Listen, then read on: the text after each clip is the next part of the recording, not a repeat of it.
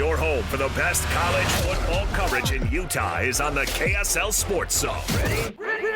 The Aggies welcome in the Utes for a battle in Maverick Stadium in Logan. Catch all the play-by-play action of the Utes and Aggies right here on 97.5, the KSL Sports Zone.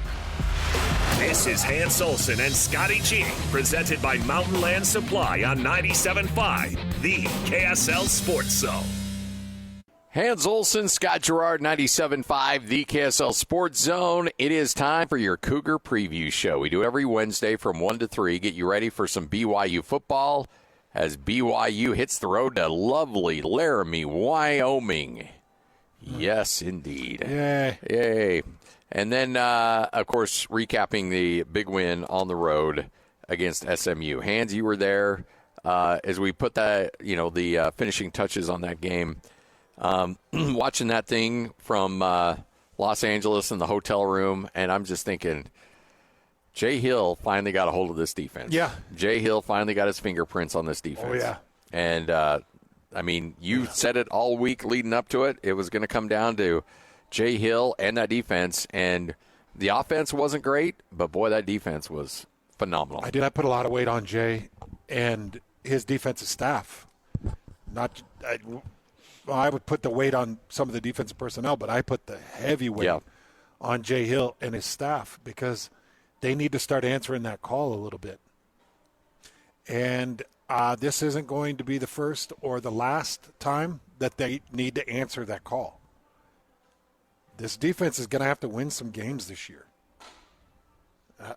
People are going to sit there and say, well, we've got to get the offense going, Well, to a certain extent, the offense is what it is. Yeah.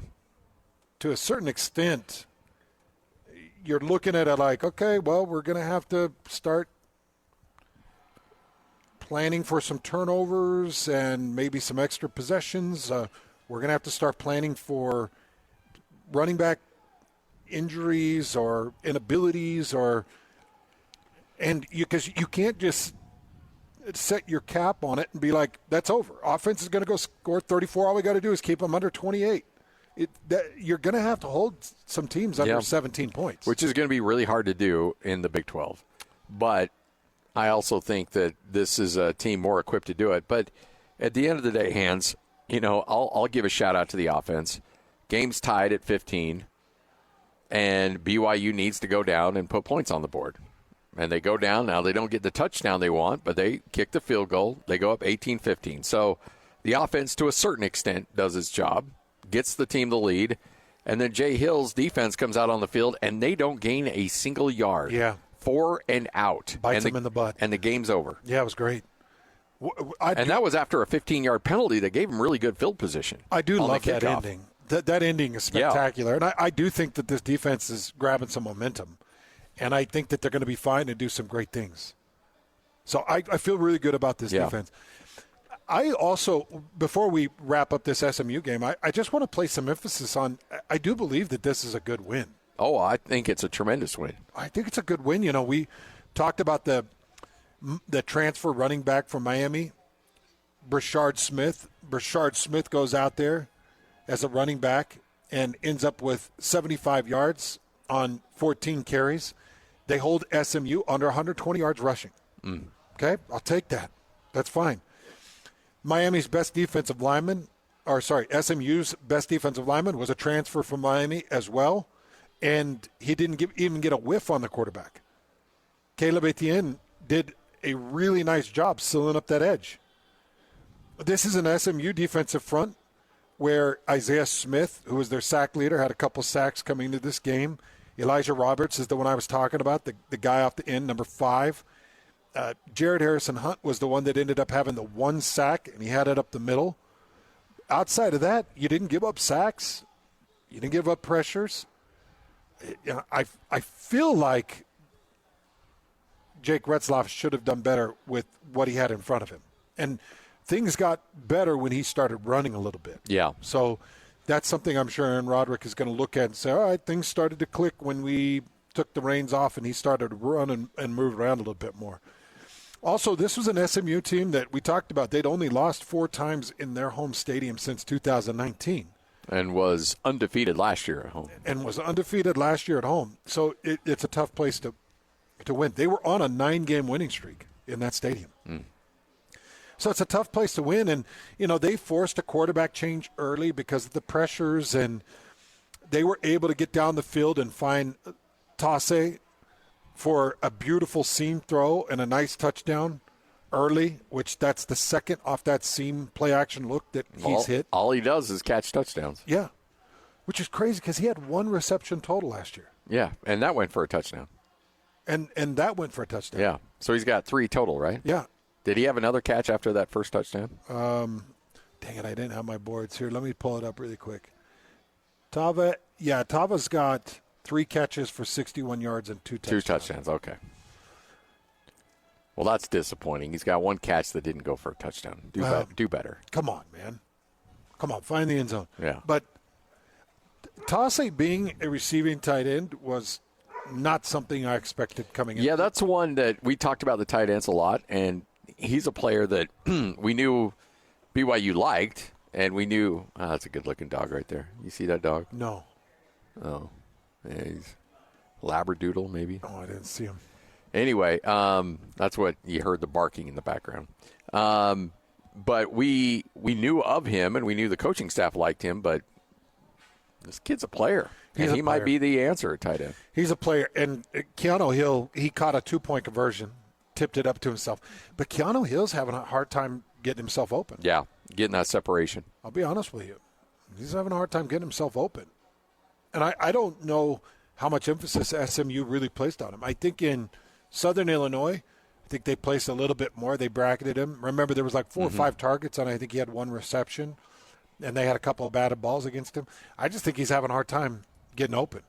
So Keanu Hill needs to do a better job if he wants to be that receiving option that he was supposed to be a tight end. Now, he had back-to-back receptions that helped in that scoring drive, and then including the reception and the 2-point conversion. But you're going to need more from him. I talked a little bit about this with Mitch Harper yesterday, and that is getting Darius Lassiter and Chase Roberts the ball more. They had 4 touches total. And I think that their touches should be more upwards of 8 to 12 in a game. Combined, minimum. 8 to 12 in a game.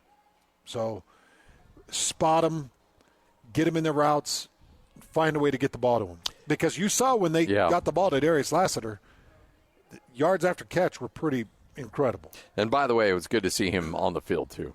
Yeah, it was really good. And this stupid suspension was the dumbest thing I'd ever heard of. Something going back to JUCO ranks or some garbage that they made up to keep him off the field in week 1. Was this NCAA related? Yeah. Oh, jeez. Of course it is. Yeah, it was NCAA related. So stupid. We are seeing more generated pressures, which I'm excited about. They got to continue to push those sack pressures, and I expect a 4 to 6 sack performance against Wyoming. That's what I expect. Wyoming's offensive line. We'll get into the Wyoming film review, which I did this morning and got my boards all finished up. It's so stinky. It is so putrid. It stinks like 2-day-old gym socks left at the bottom of a laundry hamper. Yeah. Which is interesting because Wyoming had been so good for the last several years, and now and maybe that's why the coach took off, because he's like, we don't have a lot in the pantry. Yeah. Craig Bowl called it a retirement. Yeah. He probably looked at it, he's like, I'm leaving before this offensive line does. They don't have a rushing touchdown on the year.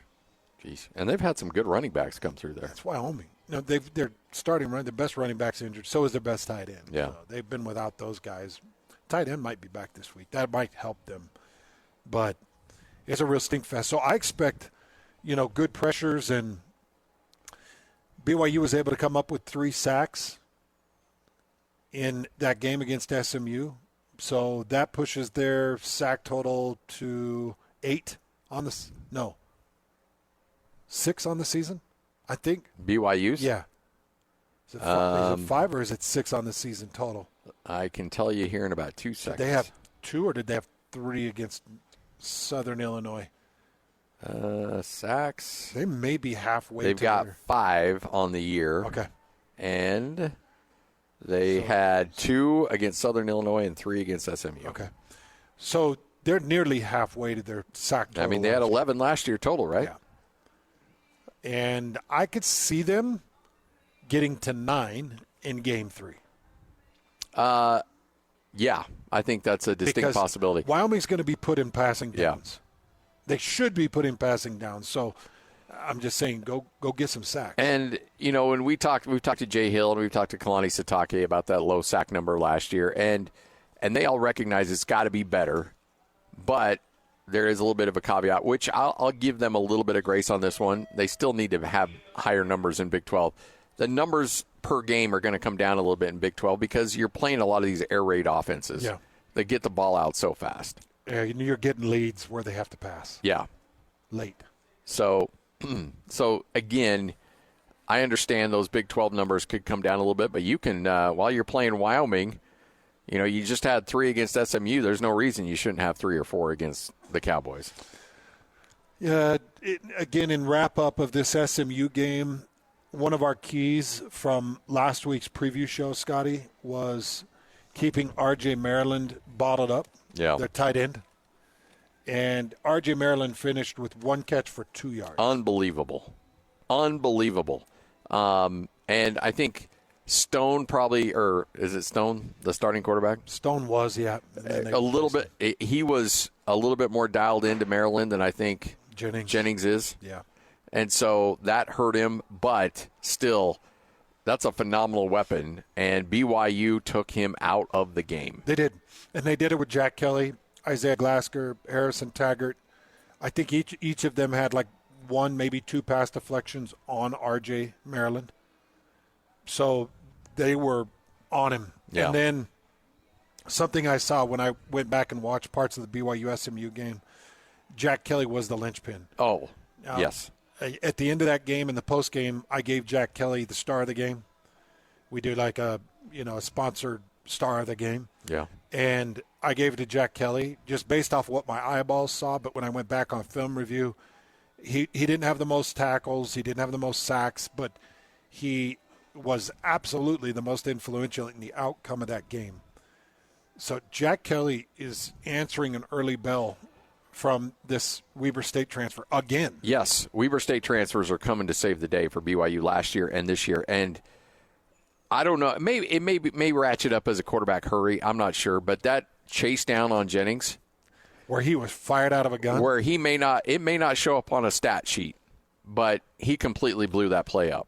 Yep. Now again, he might get credited with a quarterback hurry. I'm not sure on that, but at the end of the day, we were worried about who's going to be able to contain Jennings, who can stop him. The spies have got to be good, and the spies they used against Southern Illinois were not good. Not good at all. And yet here comes Jack Kelly, who chases down a phenomenal athlete like he's nothing. He took the angle and just completely obliterated him. He did.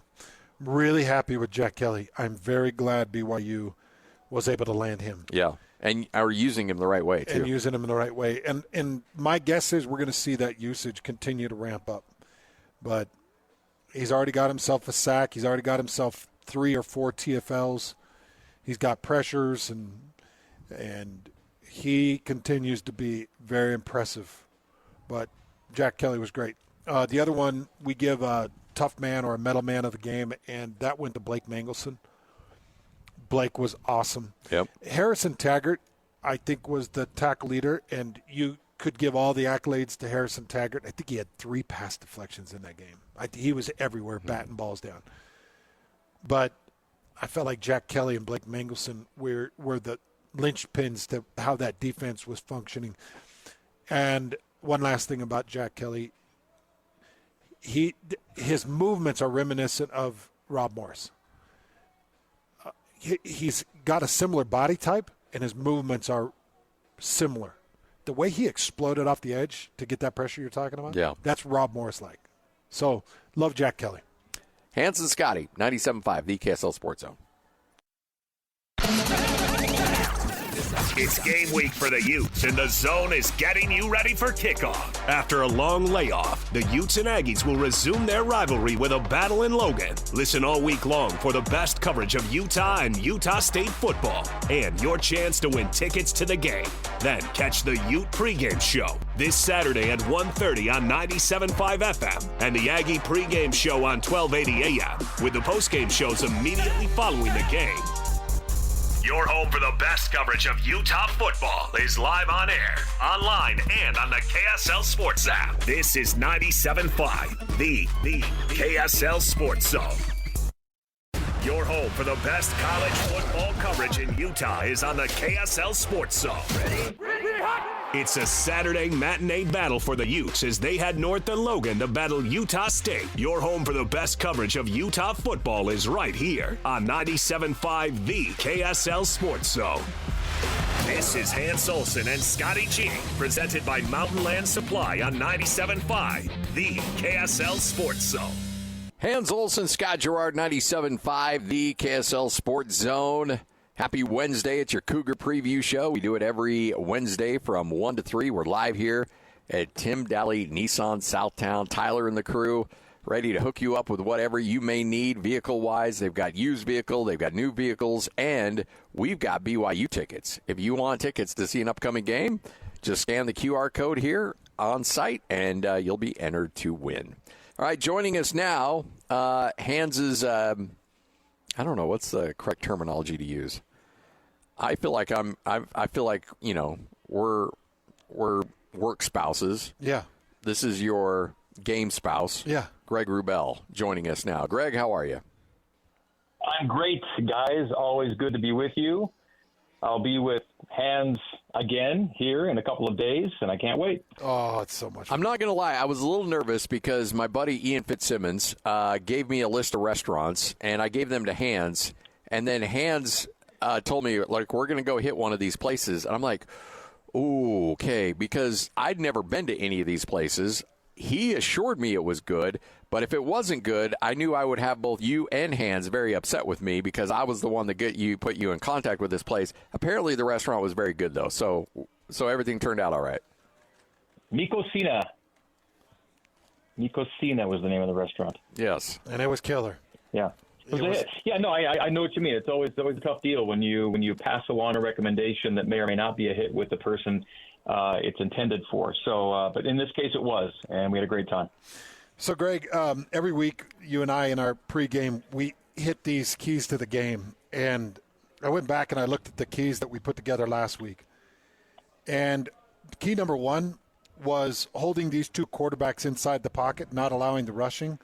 And it came down to a net 13-yard gain between Preston Stone and Kevin Jennings. Net 13. And they had put together 110 yards and a touchdown coming into that game. Pretty incredible. The other one was keeping R.J. Maryland in check. He had one catch for 2 yards. And then number three was making sure that this defensive line for SMU didn't control the game. They had one sack, and I felt like Etienne and Keim did a fantastic job. Greg, I know a lot of people came out of the game maybe thinking it wasn't the best overall performance, but I was impressed from what I saw, just the overall impression of what you took away from the game. Yeah, well, first of all, also among the numbers you just mentioned, Preston Stone, who was the starter coming into the game, had not had a single lost yard on the ground before Friday night. I mean, all of his runs had been gains, and he lost 27 yards on TFLs on that night. And that was the first time he'd been rattled, right? I mean, you saw he had 3 series. I don't think he had a first down on any of the series and was sacked on all 3. So what happens this week? They changed the starting quarterback. He's not the starter anymore. Kevin Jennings is the new starter. Preston Stone lost his job because of the job Jay Hill did on Friday night. Basically, it's what it came down to. Because he'd been tough to figure out. I have just been over the moon when I was, in LA prepping for that Utah State USC game, which, by the way, was not nearly as exciting as the one you guys had in Dallas. But I will say that I don't have a lot of moments where I kind of jump out of my chair and go, whoa. But when Jack Kelly, and again, it may not show up in a stat sheet, maybe he got credited with a quarterback hurry, but when Jennings rolling out of the pocket and Jack Kelly looks like he got fired out of a gun and chases him down and forces an incomplete and blew up the play, I jumped out of my chair. I was like, whoa, what is that? Because BYU had struggled against the quarterback run game against Southern Illinois, and I kind of assumed that they might struggle with Jennings, and for the most part, they kept him in check. Yeah. And the other jump out of your chair moment involves, I think Kelly might have been involved in trying to secure Kevin Jennings when Tyler Batty finished him off with as violent a hit as you as violent clean hit as you were going to see in the college game. BYU's defense was, I mean, they were the stars of the game. And I only really answered part of Hans's question in talking about quarterback run game and how they handled Stone and Jennings. But basically, Stone loses his job because of the job BYU did on him.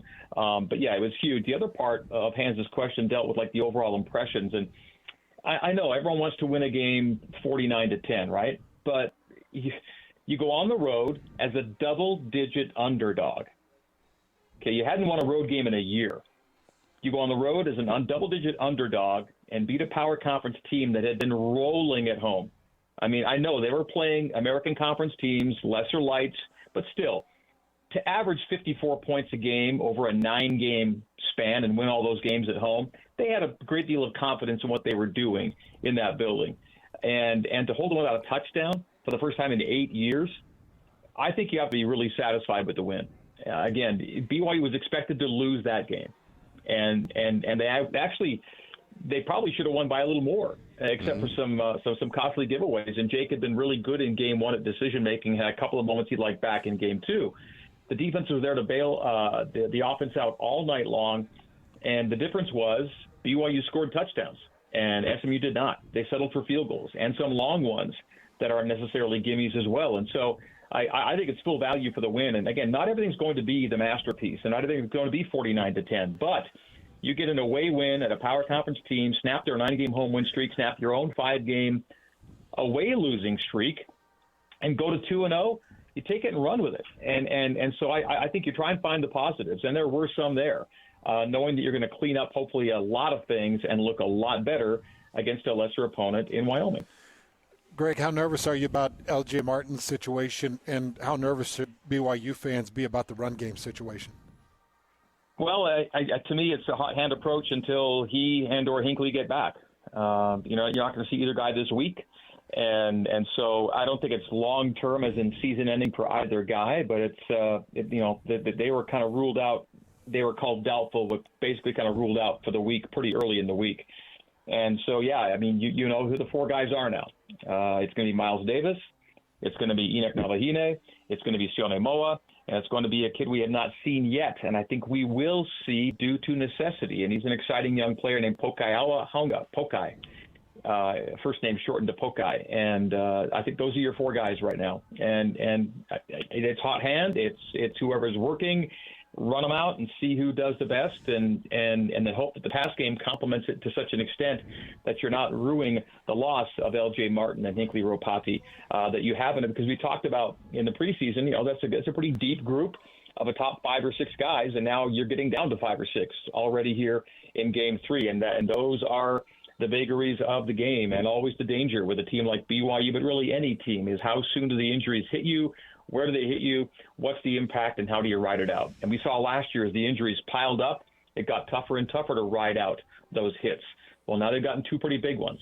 And win or lose against Wyoming, once you get into the Big 12, you get a steady slate of top-tier running backs. And you hope to be able to match them, whether by 1, 2, 3, or 4 bodies that you're putting out there.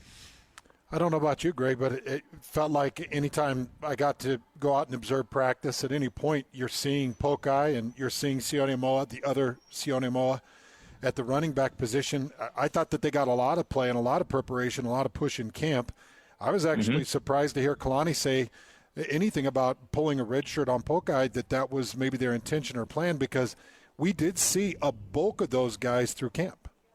And the fact you can still get 4 games and still be a red shirt, you can get a postseason game plus the 4 and still be a red shirt. So I think now, again, you're not. I don't think you're holding anything back for any reason at this point. I think there is a certain necessity If he looks good, you run him out and you give him a few more reps and just see who actually provides the spark you're going to need once you especially get into conference play. It's a big blow. I mean, you just you really wanted to stay healthy at your most key important positions, and it took only 2 games to take 2 really big hits.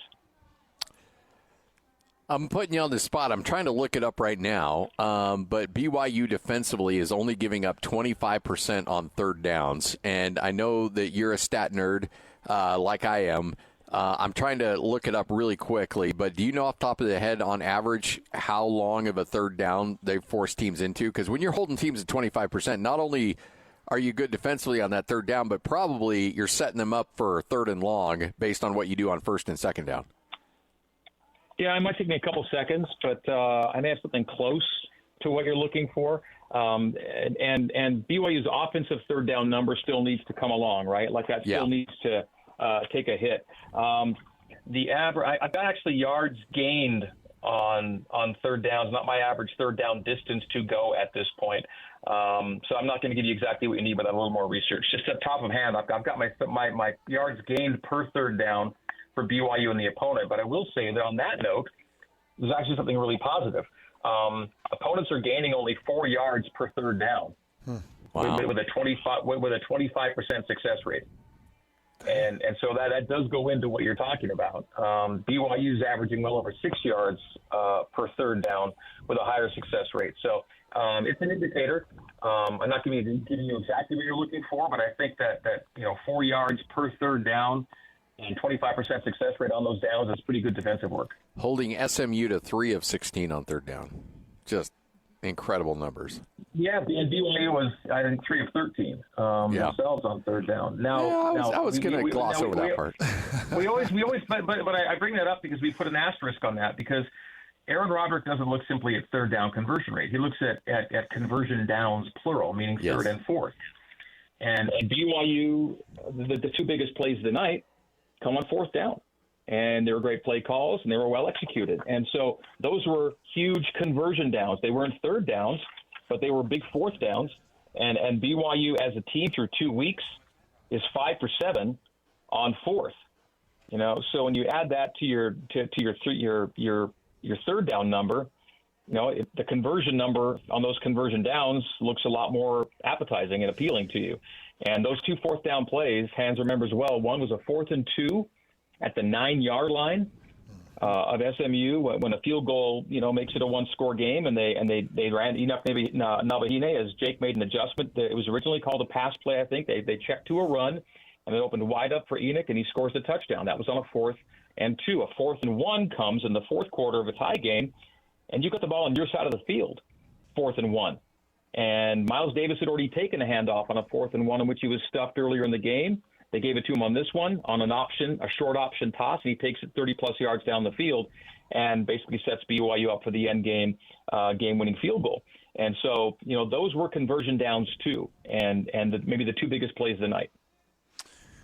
So I don't know where you stand on this, Greg, but for me, there's been a lot of pleasant medium surprises. well on my ribeye. Okay. Oh, you weren't going there. Oh, no, sorry. We'll medium well, really? Not medium rare. No, sorry. Medium rare. All right. Medium rare. I was a little worried about rare. you there for a second. No, that was a slip of the tongue. Medium rare.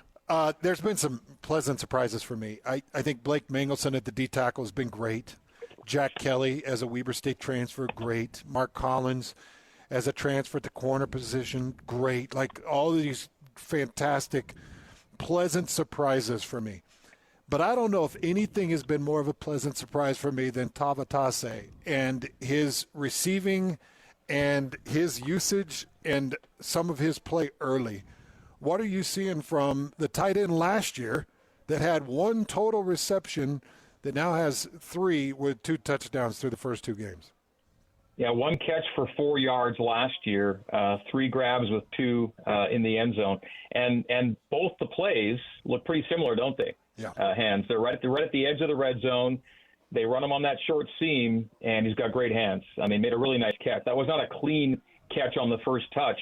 A little beyond his reach, but he gets enough on it to pop it up in the air and then make a great play and then sacrifice the bodies. He lands on the ball, knocked the wind out that he soon regained. But yeah, he's got great hands and is a fine blocker and loads that tight end room up right now.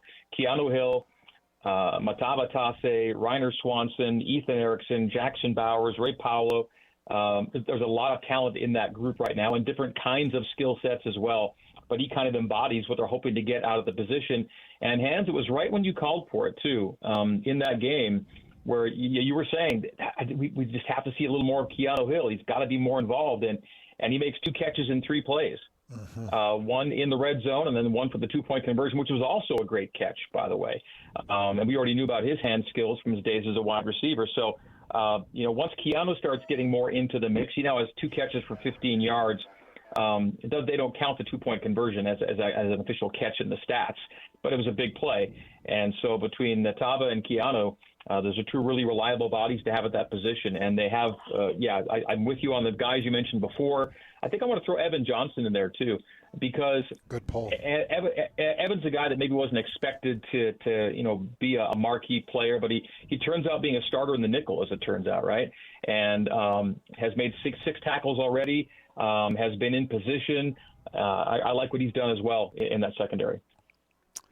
You're fired up to go back to Laramie, aren't you?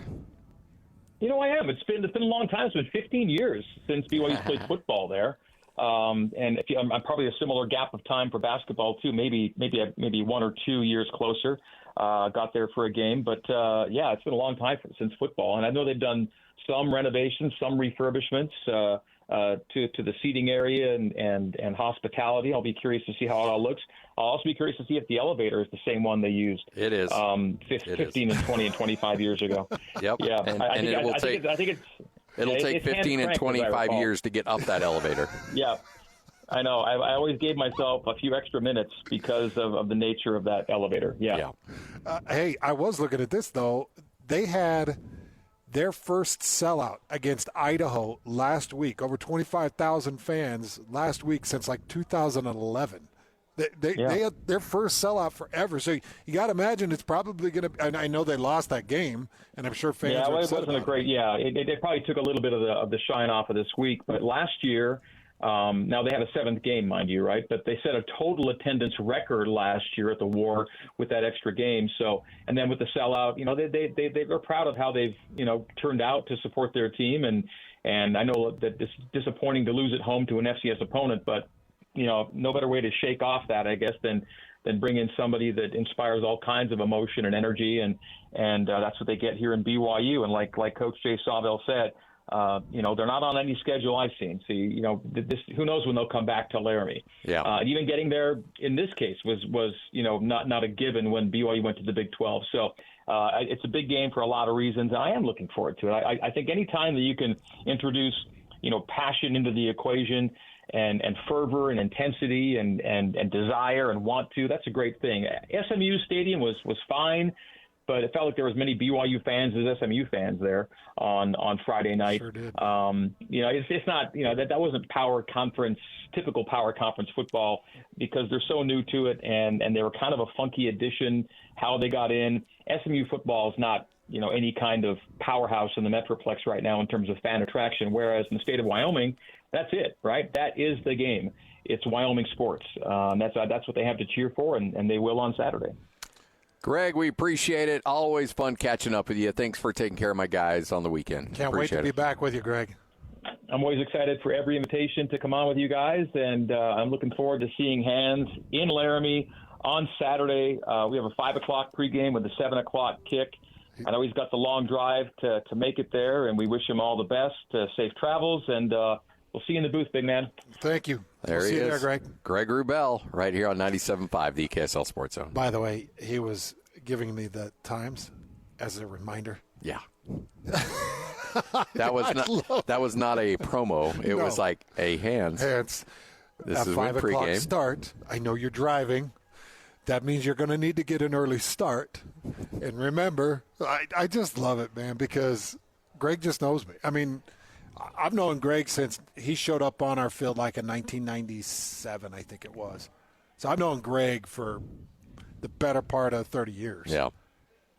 And he has known me, and he knows that when I'm locked in, I'm locked in. He knows, okay, once I get him locked in, we're locked and loaded. Good. Nobody's going to be as more focused as him, but it's getting him. Getting from point A to point B might be a bit of an adventure. Yeah. All right, Hans and Scotty, this is 97.5 the KSL Sports Zone.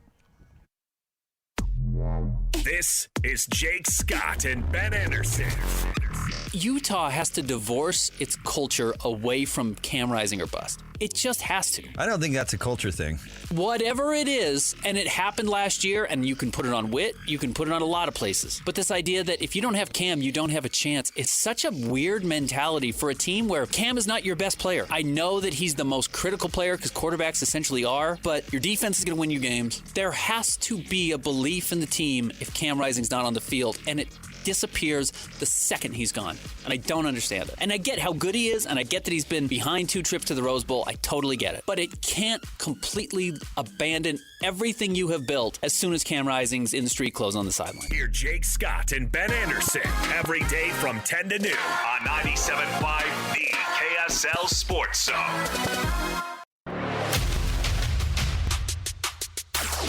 Your home for the best college football coverage in Utah is on the KSL Sports Zone. Ready? Kalani Sitake and the Cougars hit the road to battle former Mountain West Conference rival Wyoming in Laramie. Your home for the best coverage of Cougar football is right here on 97.5, the KSL Sports Zone. This is Hans Olsen and Scotty G, presented by Mountain Land Supply on 97.5, the KSL Sports Zone. Hans Olsen, Scott Gerard, 97.5, the KSL Sports Zone. It's your Wednesday. It's another edition of the Cougar Preview Show. Coming up next, we'll talk a little Wyoming, get to know the Wyoming Cowboys a little closer, how they're responding after a really nasty loss to the Idaho Vandals out of the FCS ranks. Oh, that was a rough one. That was a rough one. But that coach is quite the dude. I like that guy. Yeah, I saw the video you sent me. Yeah. He is, if you and I were head coaches at the FBS or FCS ranks, that's who we'd be. That's who we'd be. Yep, no doubt. He said he's a good dancer. He's like, I'm, on the upper percentile of 300-pound dudes. And how they move. Such a good quote. You could tell he was feeling it. Nice. Oh, yeah. Getting a good win against Wyoming. I know.